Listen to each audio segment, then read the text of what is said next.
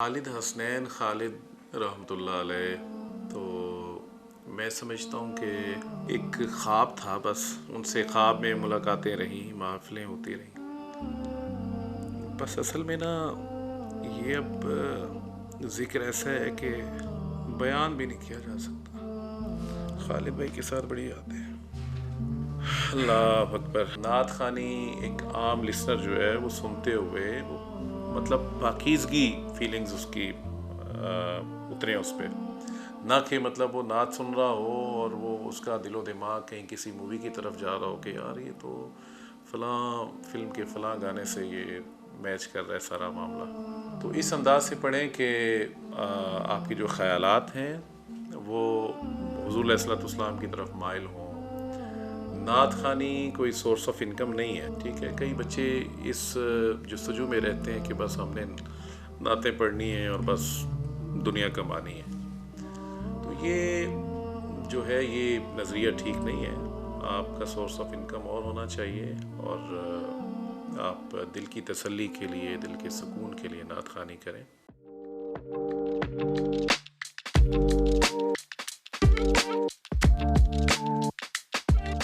بسم اللہ الرحمن الرحیم۔ آج ہمارے ساتھ موجود ہیں ایک ایسی شخصیت جنہوں نے نہ صرف آقا صلی اللہ علیہ وآلہ وسلم کی محبت کو اجاگر کیا بلکہ پوری دنیا میں پاکستان کا نام بھی روشن کیا، اور انہی خدمات کی وجہ سے ان کو صدارتی تمغہ امتیاز سے نوازا گیا۔ آج ہمارے ساتھ موجود ہیں سید زبیب مسعود شاہ صاحب۔ بہت شکریہ شاہ صاحب، آپ نے اپنے قیمتی وقت میں سے وقت دیا۔ جی بہت شکریہ مبشر بھائی، آپ تشریف لائے، اور مجھے بڑی خوشی ہے کہ میرے اپنے شہر واکنڈ سے آپ بڑا اچھا کام کر رہے ہیں، زندگی کے ہر شعبے سے منسلک نامور لوگوں کے انٹرویوز وغیرہ آپ کر رہے ہیں۔ تو جس دن سے آپ نے مجھے کہا تو تجسس تھا کہ آپ میرے پاس آئیں اور آپ سے گپ شپ ہو۔ بہت شکریہ شاہ صاحب۔ شاہ صاحب، نعت خوانی کا شوق آپ کو کب اور کس سے متاثر ہو کر ہوا؟ مبشر بھائی، نعت خوانی الحمدللہ چونکہ سادات فیملی سے اللہ کے فضل و کرم سے تعلق، اور پھر شروع سے ہی ابو چونکہ عالم دین ماشاء اللہ، اور پھر میری والدہ محترمہ، اللہ تعالیٰ والدہ کو بھی، والد گرامی کو بھی صحت و عافیت والی آمین۔ لمبی زندگی نصیب فرمائے۔ تو وہ ہم جب پیدا ہوئے تو وہ یہ سمجھیں کہ ہمیں گھٹی میں نعتیں سننے کو ملی والدہ کی طرف سے نا۔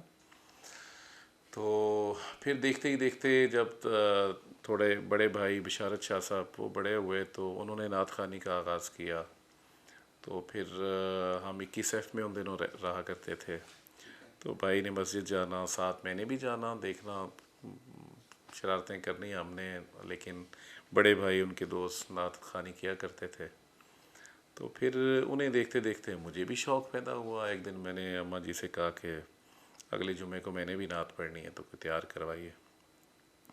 تو بس وہ دن، آج کا دن، وہ ایک ایسا اماں جی کی وہ تربیت تھی کہ پھر وہ سلسلہ شروع ہو گیا۔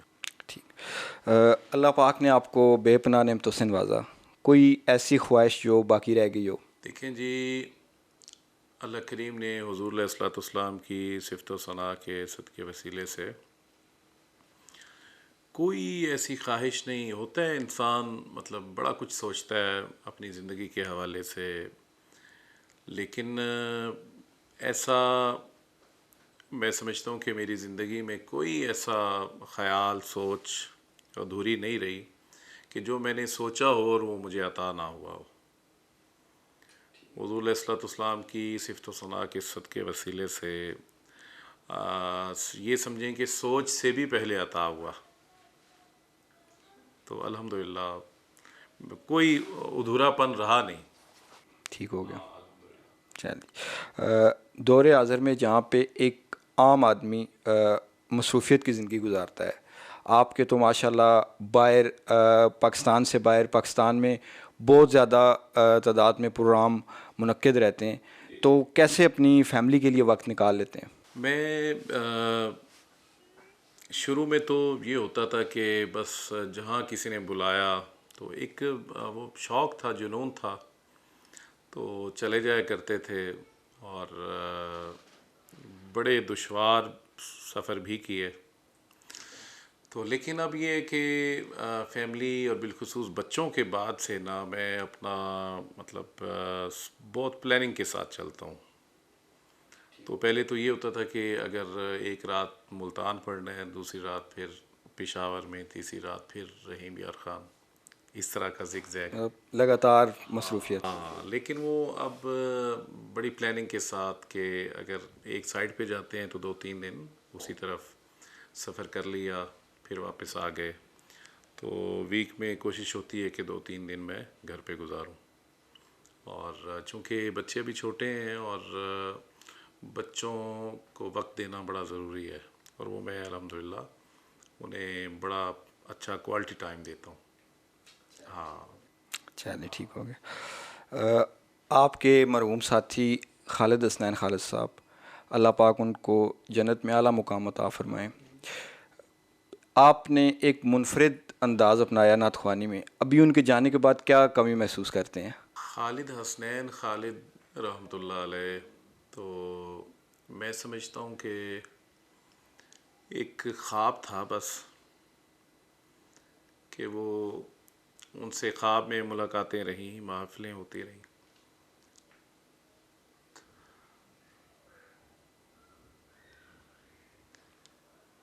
بس اصل میں نا یہ اب ذکر ایسا ہے کہ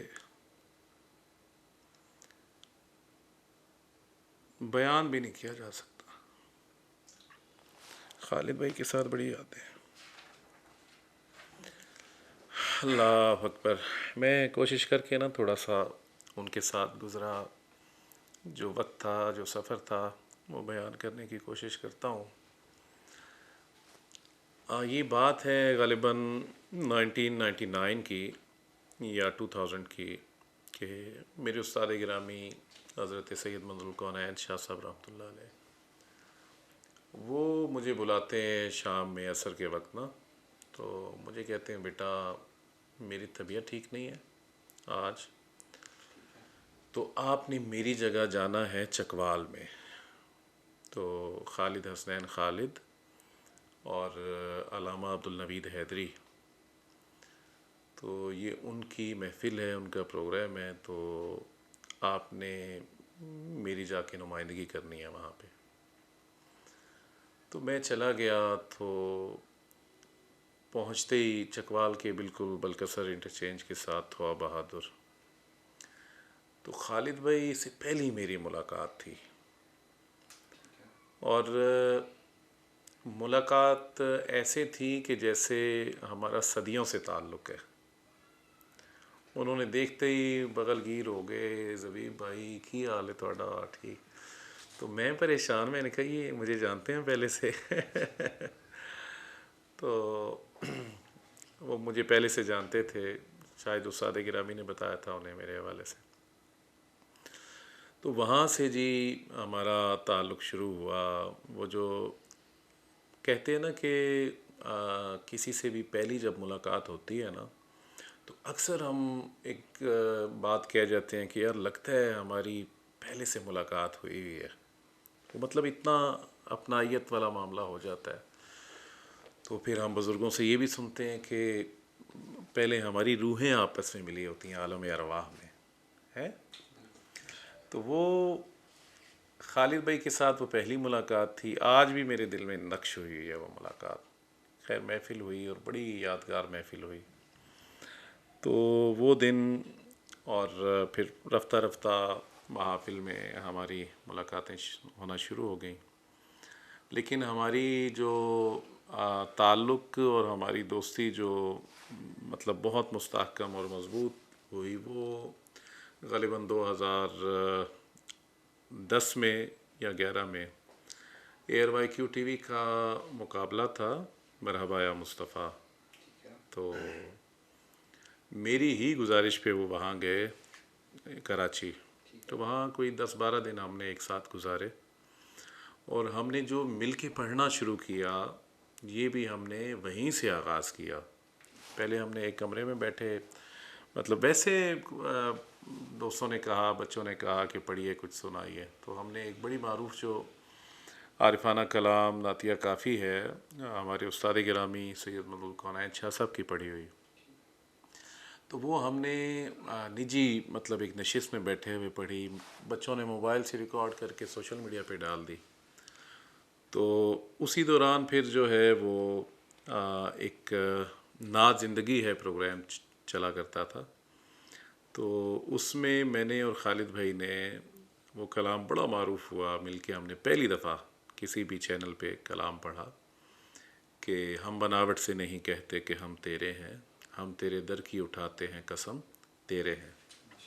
تو یہ پڑھا، پھر محافل میں بھی مطلب حاضری ایک ساتھ ہونا شروع ہو گئی. پھر پاکستان سے ہٹ کر باہر یو کے میں، یورپ میں، تو بہت پڑھا ہم نے ایک ساتھ مل کے.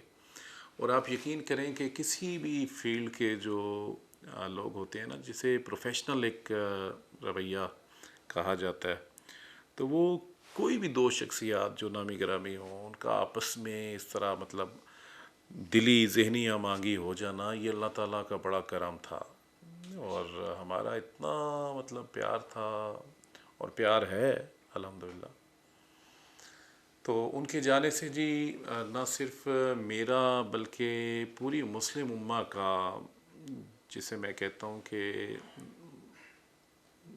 نقصان کہنا چاہیے یا ایک تشنگی، کیونکہ ایسا پڑھنے والا بس یہ انہی کا خاصہ تھا. تو لوگ ان کی بڑی کمی محسوس کرتے ہیں، اور یہ کمی تا قیام قیامت محسوس کی جاتی رہے گی. اللہ تعالیٰ ان کے بے پناہ درجات بلند فرمائے. آمین. شاہ صاحب، آپ کی ایک ویڈیو دیکھی میں نے کچھ ٹائم پہلے یوٹیوب پہ، آپ نے شاید اپنے پیج سے شیئر کی ہوئی تھی. اس میں آپ کے استاد محترم وہ آپ کو آپ شاید کوئی پروگرام ریکارڈ کروا رہے تھے، وہ آپ کو ساتھ سکھا رہے تھے. تو اس وقت آپ کی کیا کیفیت تھی کہ کوئی بندے کو کوئی پریشر ہوتا ہے، استاد سر پہ کھڑے ہوئے ہیں، تو وہ کیا کیفیت تھی، کوئی بیان کر سکیں؟ دیکھیں جی، میں سمجھتا ہوں کہ کائنات کا میں خوش قسمت ترین انسان ہوں کہ جسے نعت خوانی کے بے تاج بادشاہ کہوں تو غلط نہ ہوگا. ایک ایسے نعت خواں کہ جنہیں میں نے دیکھا ہے بڑے بڑے مطلب غزل گائک، مطلب میں اب نام لوں تو آپ حیران ہوں گے، اتنے بڑے غزل گائک بھی، ایون کہ نصرت صاحب، غلام علی صاحب، مطلب شاہ صاحب کے گھٹنوں کو ہاتھ لگا کے ملا کرتے تھے. تو بہت مطلب رسپیکٹ کرتے تھے یہ لوگ، گانے کی فیلڈ کے لوگ بھی. اور خیر اپنے تو پھر کیا علماء، کیا مشائخ، کیونکہ وہ تو ایک مطلب بہت بڑی علمی ادبی فیملی سے تعلق رکھنے والے انسان تھے، شخصیت تھے. تو میری انتہائی خوش بختی ہے کہ میں ان کا شاگرد تھا، ہوں اور ہمیشہ رہوں گا. بلکہ مجھے میرے استاد گرامی نے ایک دعا دی تھی کہ بروز محشر میرا اور زبیب کا ساتھ حضور علیہ الصلوۃ والسلام کے ساتھ ہو. تو میں تو یہ چاہوں گا کہ بروز محشر بھی مجھے یہ کہہ کے اٹھایا جائے کہ سید مدعو الکونین کا شاگرد کھڑا ہو جائے، آ جائے. تو ان کا جو پریشر والی آپ نے بات کی، پریشر استاد کا ہوتا ہے جی. ہاں، وہ پریشر خیر نہیں کہنا چاہیے، اسے ادب کہنا چاہیے. کہ وہ مجھے پہلا دن بھی یاد ہے، اور اب بھی بخدا ان کا نام آتا ہے سامنے تو میں اس طرح مطلب چکنا ہو کے بیٹھ جاتا ہوں. ٹھیک ہے، مطلب ادب کا اتنا وہ معاملہ تھا کہ کسی بھی ادا سے یا مطلب بات سے بے ادبی نہ سرزد ہو جائے. تو میں اپنے نئے جو پڑھنے والے جو نعت خواں بچے ہیں، دوست ہیں، انہیں یہی کہتا ہوتا ہوں کہ آپ ادب والے ہو جائیں، آپ ادب والے ہو جائیں. اتنی محنت سے بندہ کامیاب نہیں ہوتا جتنا ادب کر کے کامیاب ہو جاتا ہے. تو میں نے الحمدللہ، میں نہیں کہوں گا کہ میں نے بہت محنت کی ہے، لیکن میں نے ادب کرنے کی کوشش کی، میں نے خدمت کرنے کی کوشش کی. اور یہ سب بہاریں یہ ان اداؤں کے تو فعل ہیں الحمدللہ۔ آپ نے اپنے استاد محترم کی تربیت کے مطابق نعت خوانی میں ایک منفرد انداز اپنایا، تو آج کل کچھ لوگ سستی شہرت کے لیے بے انگم آواز یا ان چیزوں سے نعت خوانی کر رہے ہیں، تو اس کے بارے میں آپ کا کیا خیال ہے، اور لوگوں کو نعت سے دور کر رہے ہیں؟ مبشر بھائی، ہم نے جو سیکھا بزرگوں سے، جس طرح قرآن پاک کے متعلق کہا جاتا ہے نا کہ نہایت خشوع و خضوع کے ساتھ اور ٹھہراؤ کے ساتھ پڑھو، اسی طرح نماز پڑھنے کے دوران بھی جلدی نہ کریں، ٹھہراؤ کے ساتھ پڑھیں۔ اور نعت خوانی کوئی فن نہیں ہے، کوئی فنکاری نہیں ہے، نعت خوانی عبادت ہے۔ ہاں، تو عبادت جتنا ٹھہراؤ کے ساتھ کی جائے اس کی اپنی لذت ہے۔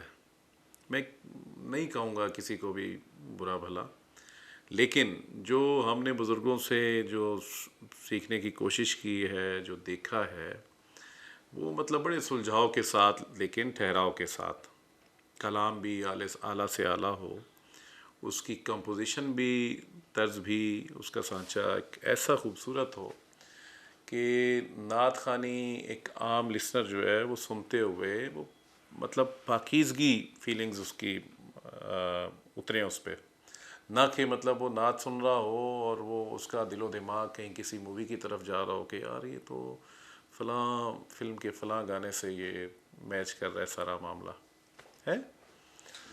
تو اس انداز سے پڑھیں کہ آپ کی جو خیالات ہیں وہ بہت مطلب حضور علیہ الصلوۃ والسلام کی طرف مائل ہوں، آپ کے دل میں جو ایک عشق و محبت کا جو جذبہ ہے اس میں مزید جو ہے وہ توانائی آنی چاہیے، نہ کہ آپ سن کے آپ کہیں اور محو ہو جائیں۔ موجودہ دور پرتشدد ماحول ہم جسے کہہ سکتے ہیں کہ لوگ فرقہ واریت کی طرف بٹے ہوئے ہیں، تقسیم سے در تقسیم ہوتے جا رہے ہیں، تو اس کے بارے میں آپ کیا کہیں گے لوگوں کو کہ کیا کرنا چاہیے؟ دیکھیں جی، ایک نعت خواں کا تو جو رول ہے نا جی، وہ تو ہے سراپا محبت کا، ٹھیک ہے۔ حضور نبی کریم علیہ الصلوۃ والسلام کی صفت و ثناء یہ وہ عمل ہے کہ یہ تو سراسر محبت کا پیغام ہے۔ تو ہم نے ہمیشہ الحمدللہ کوشش کی ہے کہ مطلب لوگوں کو تقسیم نہ کیا جائے، لوگوں کو جوڑا جائے۔ تو الحمدللہ اسی پہ زندگی گزری بھی ہے۔ اور ہاں، بعض اوقات کوئی ایسی بات جو مطلب آپ کی جو ہے نا غیرت ایمانی کو مطلب جھنجھوڑ کے رکھ دیتا ہے، وہاں پھر بولنا پڑتا ہے، اور الحمدللہ برموقع ہمیشہ بولے ہیں ایسے معاملے پہ۔ لیکن فرقہ واریت کی ترغیب کبھی نہ دی ہے، نہ اسے پسند کرتے ہیں ہم۔ تو ہمیشہ جتنے اسٹوڈنٹس ہیں، جتنے محبت کرنے والے لوگ ہیں، ان کو محبت کا پیغام دیا ہے اور ایک ہونے کا پیغام دیا ہے، اور الحمدللہ ہم ایک ہیں اور ہمیشہ ایک رہیں گے۔ شہرت کی وجہ سے جہاں پہ اتنی شہرت ہے تو باہر کہیں نکلتے ہیں، آپ کے جو چاہنے والے ہیں وہ آپ سے محبت سے ملنے آتے ہیں، تو کبھی تنگی محسوس نہیں ہوئی کہ بہت زیادہ، جب کیونکہ ذاتی زندگی میں جب بندہ باہر نکلتا ہے تو اس میں بھی لوگ جو دیکھنے والے ہیں وہ آ جاتے ہیں، تو پھر اصل میں نا مبشر بھائی، جو میری شہرت ہے نا یہ تو خوش نصیبوں کو ملتی ہے۔